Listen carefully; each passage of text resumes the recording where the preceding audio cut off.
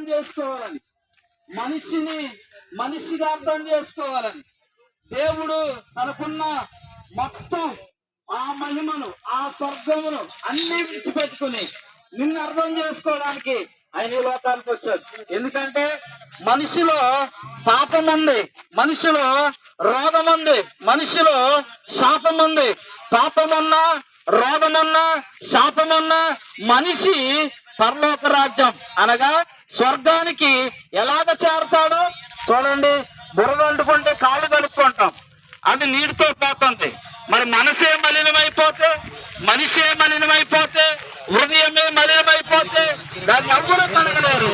అందుకనే ఒకే ఒక్క మాట బైబిల్ గ్రంథం చెప్తుంది, ఈ ప్రపంచంలో ఎక్కువగా అత్యధికంగా అమ్ముడుపోతున్న గ్రంథం బైబిల్ గ్రంథం. అందులో నుంచి ఉన్నటువంటి మాట ఏంటంటే, నీవు దేవుణ్ణి నమ్ముకుంటే ఆయన రక్తము ద్వారా ప్రతి పాపమును ఆయన కడిగివేస్తాడు.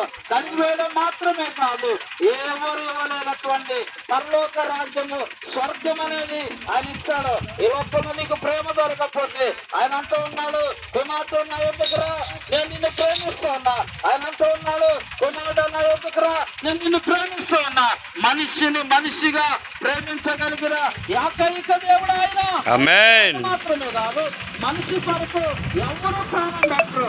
మన బదులుగా మన అన్న చనిపోడు, మన బదులుగా మన అక్క చనిపోడు, మన బదులుగా భార్య చనిపోడు, ఎంత ప్రేమించిన భర్త చనిపోడు. కానీ ఇవో బైబిల్ గ్రంథంలో ఉన్నటువంటి దేవుడు, బైబిల్ దేవుడు ఆయన మానవుల కొరకు, మనుషుల కొరకు ప్రాణం పెట్టిన దేవుడు. ప్రాణం పెట్టిన దేవుడు మాత్రమే కాదు, ఆయన రెండు చేతులు చాచి పిలుస్తూ ఉన్నాడు, ప్రయాసపడి భారం మోస్తున్న సమస్త తండ్రులారా, ఈ లోకంలో ఈ భారం ఈ లోకం వరకే, నువ్వు పడుతున్న యాత్ర ఈ లోకం వరకే, పడుతున్న యాత్ర ఆహారం కోసమే.